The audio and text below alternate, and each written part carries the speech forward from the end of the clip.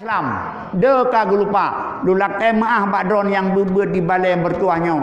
menyo drone pedagang drone urumkat mekalah daganglah menurut Islam daganglah menurut syariat dah contoh idron na lampu pisang nyo nukoh pisang bu batai tuha kan kameri tuha pisang meri kan nameri yang pertama tumpai ka mulai mirah bahkan ka dia ke bersung toh puau rumah nepram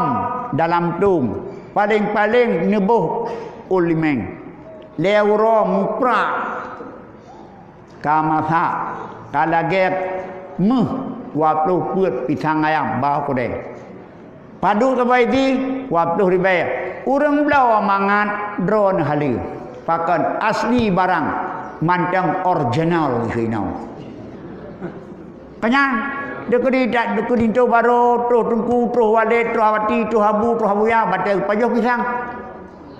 mangat gede tikrek gekap lepi ya gede mameh gede pisang perlak putane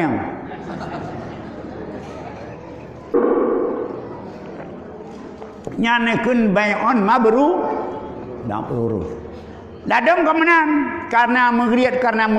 mujahiliyah bacut burung buat go kon pisang masak pisang mentantang mentulung ulur mantang mutaga pisang koh laju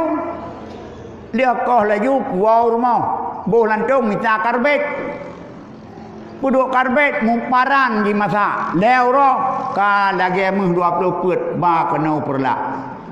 igop yang minta pisang karena najame iblau ada pisang padut baiti 25 masjid god aslang bari asli barang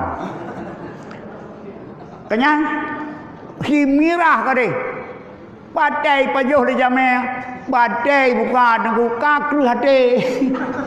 pakang kerate adalah golong tua pakon pikarah karena ka pisang dipekar penipuan 100% haram kerjanya kampung ni kampung nyan pegah ba urun petani baik ni peke yang pubut haram bak doke mentang gaduh pejo riba katanya gaduh perom pisang karbet hana beki menang lain-lain urang mengkangkeut boh formalin urang mengka roti muka kuih boh barang-barang yang melarat urang konsumen nyo madum-madum haram pakon karena bai'on hana mabrur kon bai'on mabrur keempat kenapa kau